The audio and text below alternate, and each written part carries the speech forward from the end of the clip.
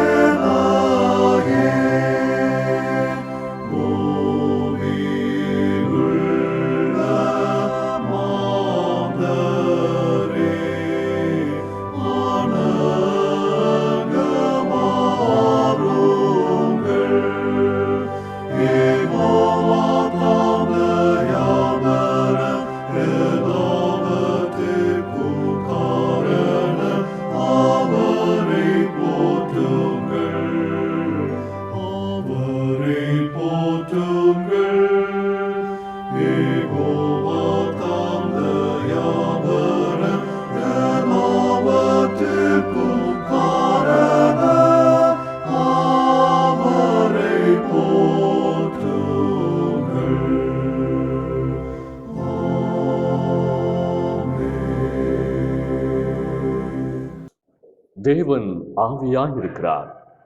அவரை தொழுது கொள்ளுகிறவர்கள் ஆவியோடும் உண்மையோடும் அவரை தொழுது கொள்ள வேண்டும். நம்மை உண்டாக்கின கர்த்தருக்கு முன்பாக நாம் பணிந்து குனிந்து முழந்தாள் படியிட கடவோம். வாருங்கள், ஜெபம் செய்வோம். சதா காலமும் ஜீவித்தரசாளுகிற எங்கள் அன்பின் பரலோக பிதாவே, உம்மை துதிக்கிறோம், ஸ்தோத்திரிக்கிறோம். இந்த பரிசுத்தமான தொழுகையில் எங்கள் முழு இருதயத்தோடும் முழு ஆத்மாவோடும் முழு பலத்தோடும் ஆராதிக்க எங்களுக்கு அருள் தாரும். நான் ஆவியோடும் பாடுவேன், கருத்தோடும் பாடுவேன் என்று அப்போஸ்தலராகிய பவுல் வைராக்கியம் பாராட்டினது போல நாங்களும் வைராக்கியத்தோடு ஆராதிக்க இரக்கம் தந்தருளும். ஆராதனையில் இணைந்து பங்கெடுக்கிற ஒவ்வொருவரையும் ஆசீர்வதியும். கர்த்தரும் இரட்சகருமாகிய இயேசு கிறிஸ்துவின் திருநாமத்தில் கேட்கிறோம் நல்ல பிதாவே, ஆமென். ஆண்டவருடைய பரிசுத்த நாமத்தை நாம் மகிமைப்படுத்தும் வண்ணமாக கீர்த்தனை பாடலிலே 131வது பாடலை பாடுவோம். இயேசுவின் நாமமே திருநாமம். கீர்த்தனை பாடல் 131.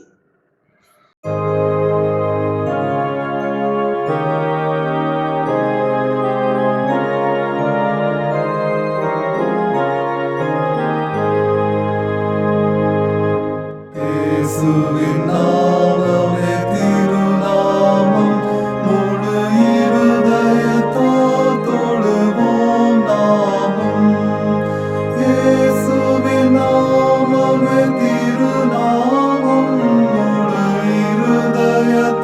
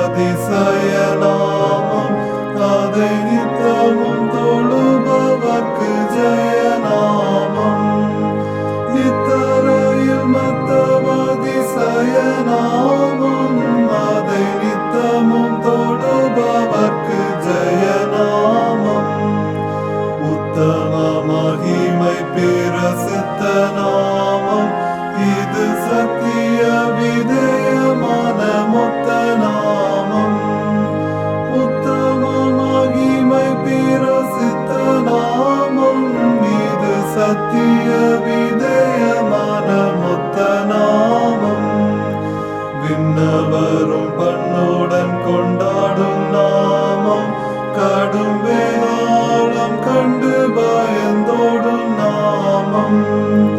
விண்ணவரும் பண்ணுடன் கொண்டாடும் நாமம், கடும் வேதாளம் கண்டு பயந்தோடும் நாமம். பட்சமுடன் ரட்சை செய்யும் உபகாரி, தீய பாவ பிணி தவிர்க்கும் பரிகாரி. பட்சமுடன் ரட்சை செய்யும் உபகாரி, தீய பாவ பிணி தவிர்க்கும் பரிகாரி. இயேசுவின் நாமமே திருநாமம், முழு இருதயத்தால் தொழுவோம் நாமும். இயேசுவின் நாமமே திருநாமம், முழு இருதயத்தால் தொழுவோம் நாமும். இயேசுவின் நாமமே திருநாமம், முழு இருதயத்தால் தொழுவோம் நாமும். இந்த நாளுக்குரிய திருமறை பாடத்தை நாம் படிக்க கேட்போம். அப்போஸ்தலனாகிய பவுல் தெசலோனிக்கேயருக்கு எழுதிய 2வது நிருபம் 2வது அதிகாரம் வசனங்கள் 13 முதல் 17 முடிய. 2 தெசலோனிக்கேயர் 2வது அதிகாரம் வசனங்கள் 13 முதல். கர்த்தருக்கு பிரியமான சகோதரரே, நீங்கள் ஆவியினாலே பரிசுத்தமாக்கப்படுகிறதினாலும் சத்தியத்தை விசுவாசிக்கிறதினாலும் இரட்சிப்படையும்படிக்கு ஆதி முதல் தேவன் உங்களை தெரிந்து கொண்டபடினாலே நாங்கள் உங்களை குறித்து எப்பொழுதும் தேவனை ஸ்தோத்தரிக்க கடனாளிகளாக இருக்கிறோம். நீங்கள் நம்முடைய கர்த்தராகிய இயேசு கிறிஸ்துவின் மகிமையை அடையும் பொருட்டாக எங்கள் சுவிசேஷத்தினாலே அந்த இரட்சிப்புக்கு அவர் உங்களை அழைத்தார். ஆகையால் சகோதரரே, நீங்கள் நிலை கொண்டு வார்த்தையினாலாவது நிருபத்தினாலாவது நாங்கள் உங்களுக்கு உபதேசித்த முறைமைகளை கைக்கொள்ளுங்கள். நம்முடைய கர்த்தராகிய இயேசு கிறிஸ்துவும் நம்மிடத்தில் அன்பு கூர்ந்து நித்திய ஆறுதலையும் நல் நம்பிக்கையையும் கிருபையாய் நமக்கு கொடுத்திருக்கிற நம்முடைய பிதாவாகிய தேவனும் உங்கள் இருதயங்களை தேற்றி எல்லா நல் வசனத்திலும் நற்கிரியையிலும் உங்களை ஸ்திரப்படுத்துவாராக. இந்த நாளுக்குரிய திருமுறை பகுதி வாசித்தாயிற்று.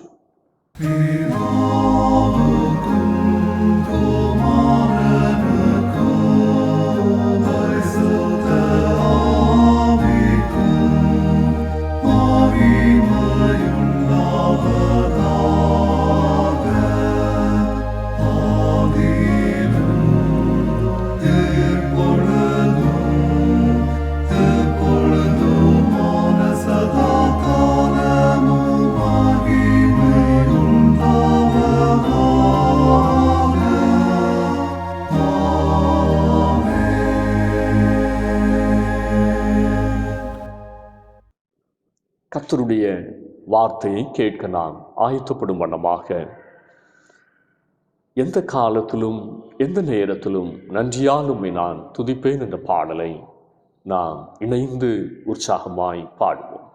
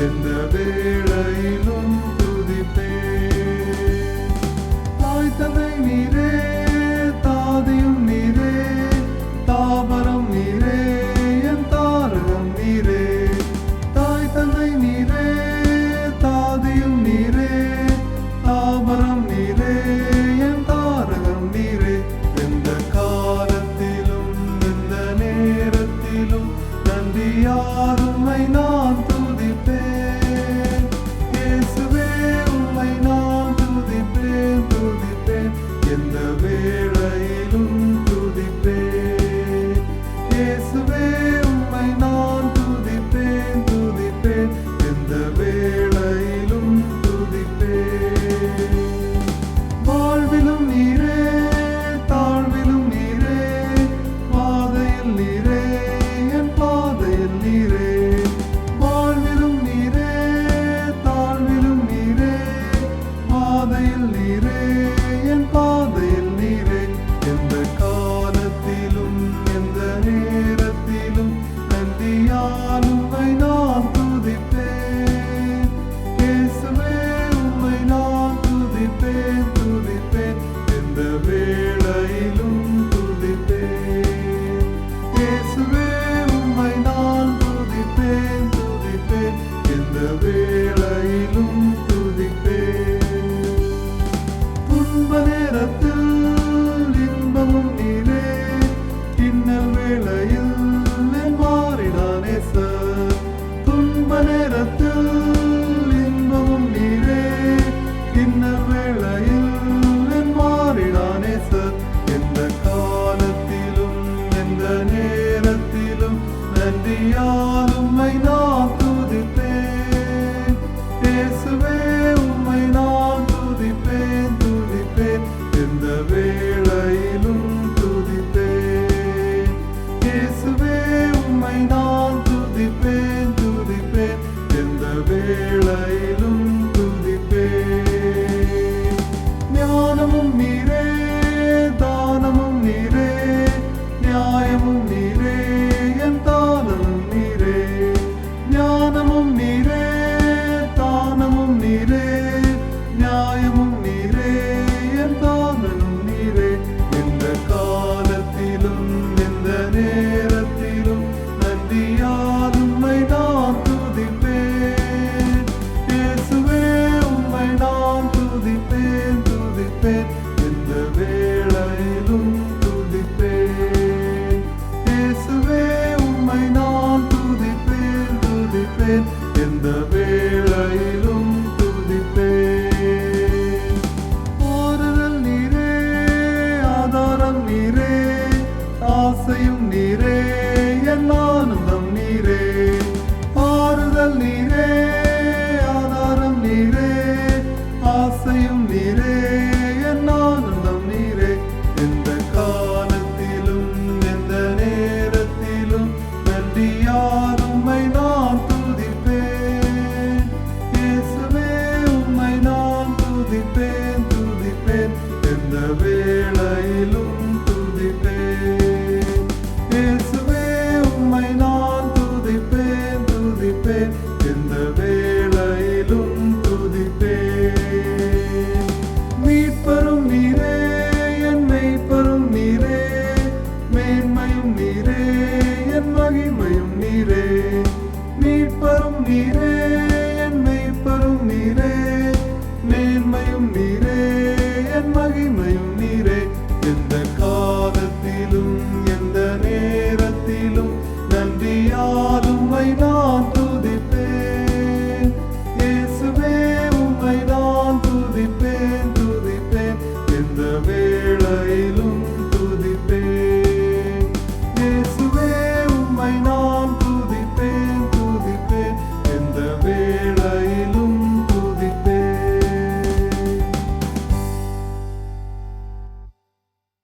ஆசீர்வாதமான இந்த பரிசுத்தமான தொழுகைக்காக நாம் ஆண்டவரை ஸ்தோத்திரிப்போம். கர்த்தர் நம் ஒவ்வொருவரையும் ஆசீர்வதிப்பாராக. இந்த நாளின் தியான தலைப்பு, உண்மையோடும் ஆவியோடும் ஆண்டவரை வழிபடுங்கள். Worship the Lord in truth and spirit. 2 தெசலோனிக்கேயர் 2வது அதிகாரம் 13வது வசனத்தை நாம் மனதிலே நிறுத்திக் கொள்வோம். 2 தெசலோனிக்கேயர் 2வது அதிகாரம் 13வது வசனத்தின் பிந்திய பகுதி. எப்பொழுதும் தேவனை ஸ்தோத்தரிக்க கடனாளிகளாயிருக்கிறோம். கடலில் மூழ்கினால் முத்தெடுக்கலாம், கடனில் மூழ்கினால் சொத்தை இழக்கலாம் என்பது பழமொழி. கடன் வாங்க மாட்டேன் என தீர்மானமாக இருப்போரையும், அதை வாங்கித்தான் ஆக வேண்டும் என்ற நிர்பந்த நிலைக்கு தள்ளுகிறது இன்றைய வாழ்க்கை முறை.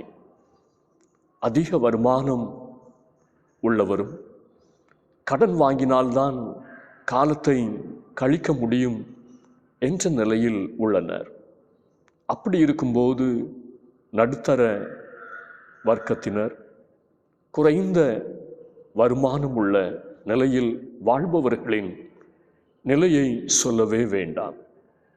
வீட்டின் நிலை இப்படி என்றால் நாட்டின் நிலை என்ன? கடன்கார நாடுகளின் பட்டியலில் இந்தியாவிற்கே முதலிடம். வேத புத்தகம் நாம் வாங்கின கடனை திரும்ப செலுத்தவும் வட்டி இல்லாமல் கடன் கொடுக்கவும் ஆலோசனை தருகிறது.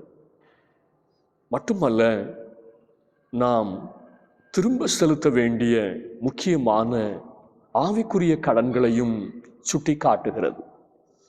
அப்போஸ்தலனாகிய பவுல் சொல்லுகிறார், ரோமர் 1:14, தேவனுடைய ராஜ்யத்தின் சுவிசேஷத்தை அறிவிக்க நாம் கடனாளிகள். ரோமர் 15:27, தேவ ஜனங்களுக்கு உதவி செய்ய நாம் கடனாளிகள். ரோமர் 13:8, தேவ ஜனங்களையும் பிறரையும் நேசிக்க நாம் கடனாளிகள்.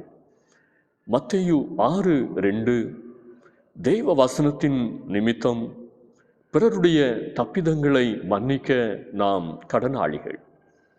1 யோவான் 3:16, கிறிஸ்துவை போல நம் சகோதரர்களுக்காக ஜீவனை கொடுக்க நாம் கடனாளிகள். 2 தெசலோனிக்கேயர் 2:3 நாம் வாசிக்க கேட்டபடி தேவனை ஸ்தோத்தரிக்க நாம் கடனாளிகள். இன்று நாம் ஆவிக்குரிய கடன்காரர்களாக இருக்கிறோம். சங்கீதம் 37:21 சொல்லுகிறது, துன்மார்க்கன் கடன் வாங்கி செலுத்தாமற் போகிறான். நம் மீது சுமந்துள்ள ஆவிக்குரிய கடன்களை கொடுத்து தீர்ப்பதுதான் உண்மையான ஆராதனை. இது அப்போஸ்தலனாகிய பவுலும் புதிய ஏற்பாடும் நமக்கு கற்றுத்தருகின்ற ஆழமான சத்தியமாயிருக்கிறது. இந்த உண்மை புரிந்தால் நம் கிறிஸ்தவ வாழ்க்கை, நம் ஆராதனை அர்த்தமுள்ளதாய் மாறிவிடும்.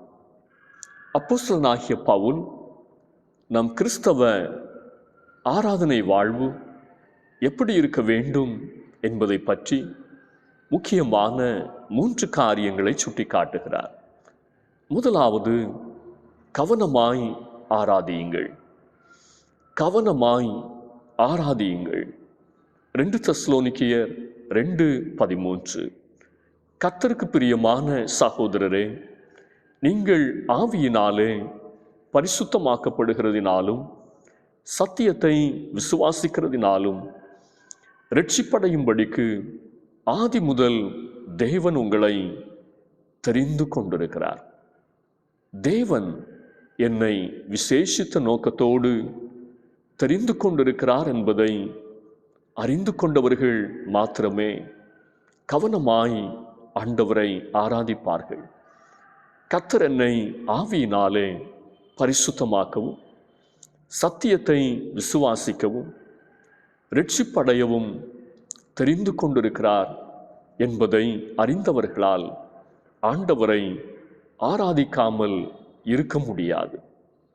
தேவன் ஆதி முதலாய் தங்கள் மீது வைத்திருந்த திட்டத்தை அறிந்தவர்கள் அவரை கவனமாய் ஆராதிக்கிறார்கள்.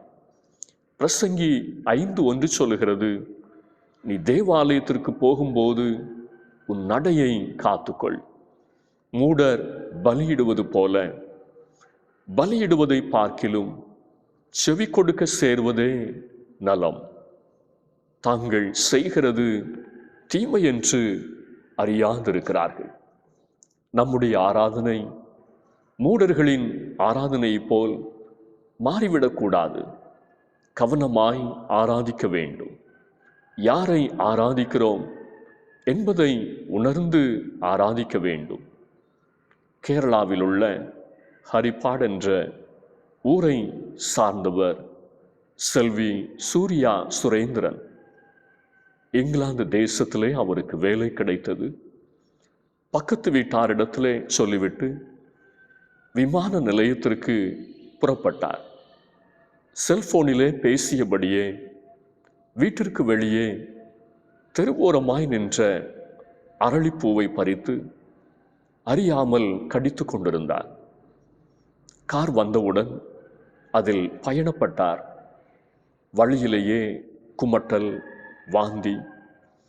மருத்துவமனையிலே சேர்த்தார்கள். சிகிச்சை பெற்று வீடு திரும்பினார். மறுபடியும் உடல்நிலை மோசமடைந்தது. மருத்துவமனையிலே மரணம் அடைந்தார். ஒரு சிறு கவனக்குறைவு ஒரு உயிரை வாங்கிவிட்டது. அலட்சியமாய் நாம் ஆராதிக்கிறோமா? கவனக்குறைவாய் நாம் ஆராதிக்கிறோமா? கிறிஸ்தவ ஆராதனை வாழ்வு கவனமுள்ளதாய் இருக்க வேண்டும். கவனத்தோடு ஆராதியுங்கள். இரண்டாவதாக, கண்ணியப்படுத்தி ஆராதியுங்கள். 2 தெசலோனிக்கேயர் 2:16. நம்முடைய கர்த்தராகிய இயேசு கிறிஸ்துவும் நம்மிடத்தில் அன்பு கூர்ந்து நித்திய ஆறுதலையும் நல் நம்பிக்கையையும் கிருபையாய் நமக்கு கொடுத்திருக்கிற நம்முடைய பிதாவாகிய தேவனும். அப்போஸ்தலனாகிய பவுல் கர்த்தரை கண்ணியமுள்ளவராக காண்கிறார். நம்மிடத்தில் அன்பு கூர்ந்த தெய்வீக அன்பால் நிறைந்தவரை ஆராதிப்பதுதான் ஆராதனை. நம்மிடத்தில் அன்பு கூர்ந்த ஆண்டவரிடம் அன்பு கூறுவதுதான் அவரை கண்ணியப்படுத்துவது. ஆனால் நம்மிடத்தில் அன்பு கூர்ந்த ஆண்டவரிடத்தில் நாம் வம்பு செய்கிறோம். கர்த்தருக்கு பிரியமில்லாததை செய்கிறோம். தேவன் அருவருக்கிறவைகளை நாம் செய்கிறோம்.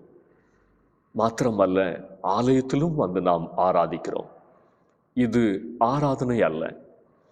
அப்போஸ்தலனாகிய பவுலின் எழுத்தின்படி நித்திய ஆறுதலையும் நல் நம்பிக்கையையும் கிருபையாய் நமக்கு கொடுத்திருக்கிற ஆண்டவரை உள்ளத்தில் ஏற்றுக்கொண்டு உள்ளத்தின் ஆழத்திலிருந்து அவரை கனப்படுத்துவதுதான் ஆராதனை. முதற்றளவில் நாம் ஆராதிக்கிறோமா?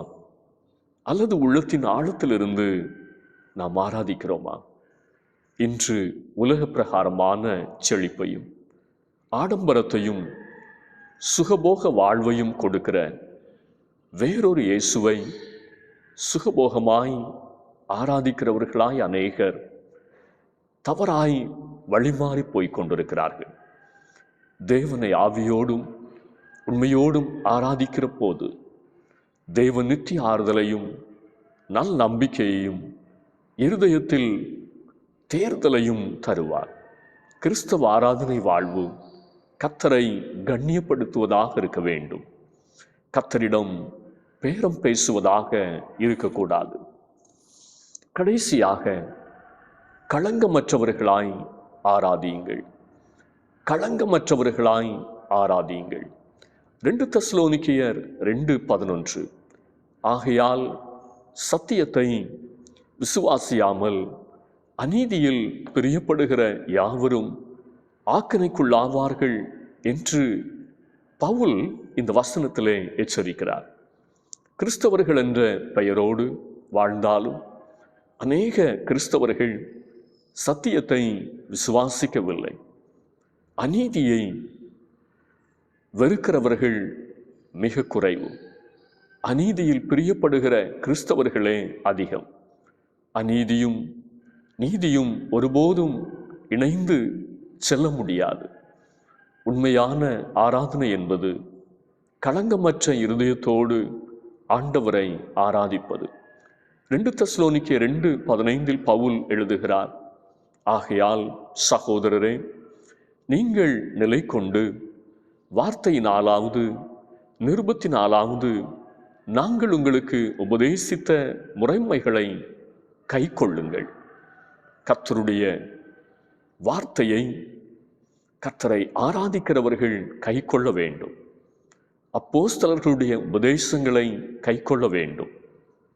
ஆனால் இன்று கர்த்தருடைய வார்த்தையை கைக்கொள்ளாமல் களங்கப்பட்டவர்களாய், கலகக்காரர்களாய், கசப்புள்ளவர்களாய் கர்த்தரை ஆராதிக்கிறோம். கிறிஸ்தவ ஆராதனை வாழ்வு களங்கமற்றதாக இருக்க வேண்டும். களங்கமற்றவர்களாய் ஆராதியுங்கள். கர்த்தரை ஆராதிப்பது எல்லாருக்கும் சந்தோஷமான ஒரு அனுபவம்.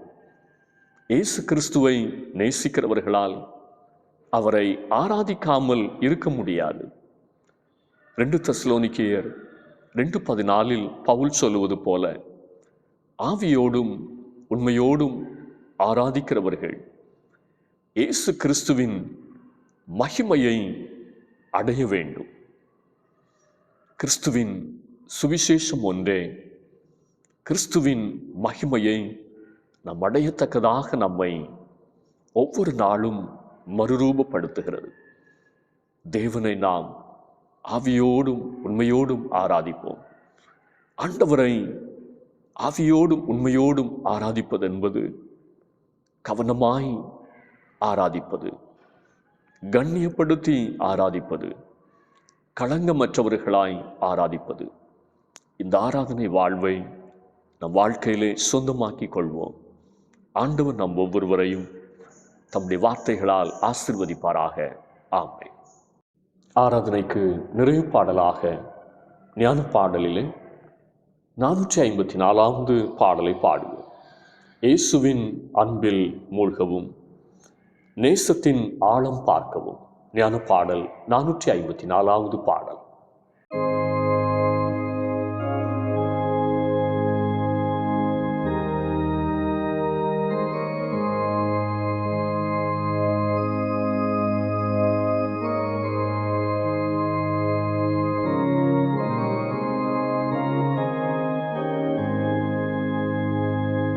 இயேசுவின் அன்பில் மூழ்கவும், நேசத்தின் ஆழம் பார்க்கவும், இன்னமும் தீரா வாஞ்சையே என்னிலுண்டாகுகின்றதே. ஆட்கொண்டவர் நேசம், ஈடேற்றின நேசம், இன்னும் மேலும் வாஞ்சிப்பேன் உன்னத அன்பை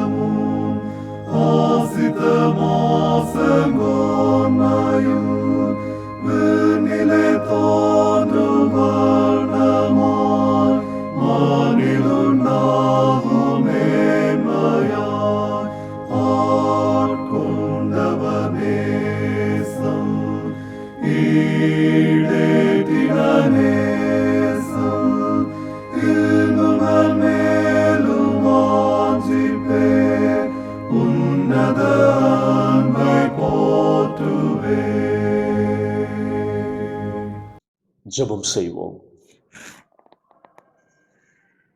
தேவன் ஆவியாய் இருக்கிறார். அவரை தொழுது கொள்ளுகிறவர்கள் ஆவியோடும் உண்மையோடும் அவரை தொழுது கொள்ள வேண்டும் என்று எதிர்பார்க்கிற எங்கள் அன்பின் ஆண்டவரே, இந்த தொழுகையிலும் ஆண்டவரை உள்ளத்தின் ஆழத்திலிருந்து ஆராதிக்க கர்த்தர் பாராட்டின இரக்கங்களுக்காக நாங்கள் உம்மை ஸ்தோத்திரிக்கிறோம். எங்களுடைய ஆராதனை வாழ்விலே காணப்படுகிற குறைகளை கர்த்தர் மாற்றி நிறைவாக நாங்கள் ஆண்டவரை ஆராதிப்பதற்கு தயவு பாராட்ட நாங்கள் ஜெபிக்கின்றோம். எங்களுடைய தனிப்பட்ட வாழ்க்கையை நாங்கள் ஆராய்ந்து பார்த்து ஆண்டவரோடு உள்ள உறவிலே இன்னமும் நெருங்கி சேர, கர்த்தரண்டை கிட்டி சேர கர்த்தர் எங்களுக்கு உதவி செய்வீராக.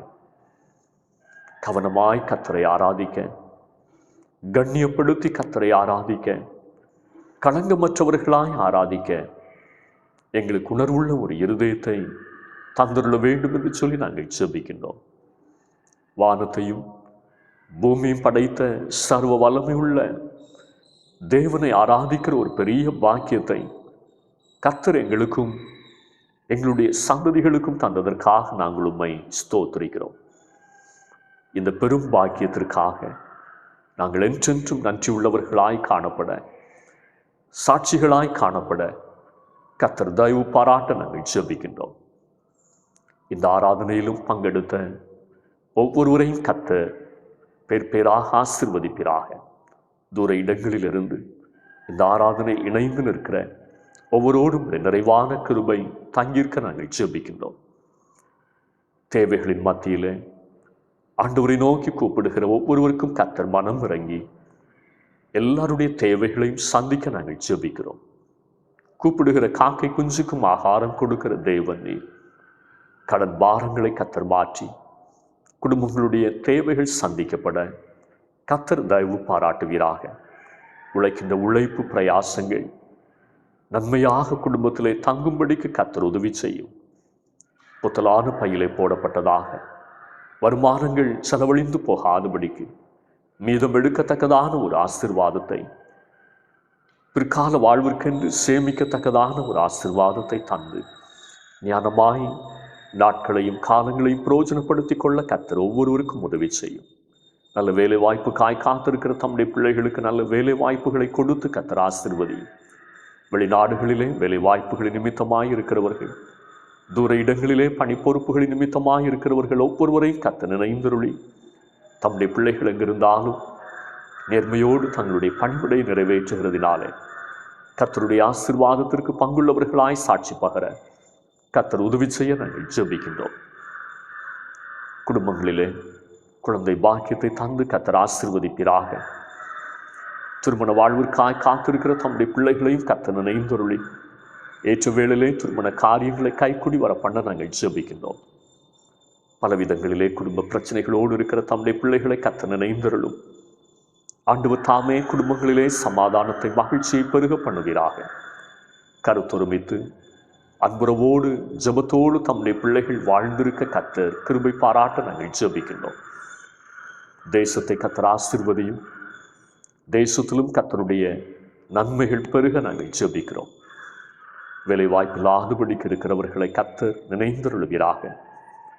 பல விதங்களிலே மதத்தின் அடிப்படையிலே, ஜாதியின் அடிப்படையிலே, மொழியின் அடிப்படையில் இருக்கிற எல்லா பிரிவினைகளையும் கர்த்தர் தேசத்தை விட்டு மாற்றி சகோதர பாசத்தோடும் இந்தியர்கள் என்கிற நாட்டுப்பற்றுணர்வோடும் எல்லாவற்றுக்கும் மேலாக கடவுளின் பிள்ளைகள் என்கிற உணர்வோடும் ஒவ்வொருவரும் தங்களுடைய நல்ல பொறுப்பை உணர்ந்து நிறைவேற்ற அது நிமித்தமாய் தேசத்தில் அமைதியும் சமாதானமும் பெருக கர்த்தர் உதவி செய்ய நாங்கள் ஜெபிக்கிறோம். உலகம் முழுவதிலும் கர்த்தர் சமாதானத்தை தந்து ஆசீர்வதியும்.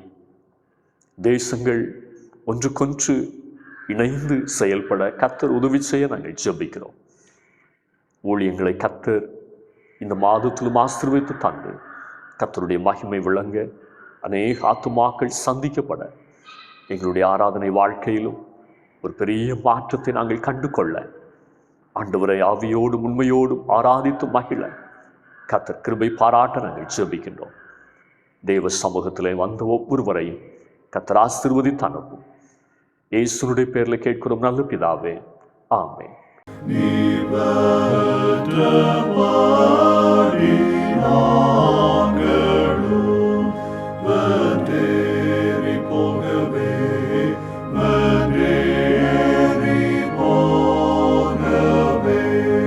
வானத்து சர்வம் செலுத்தும் நீர்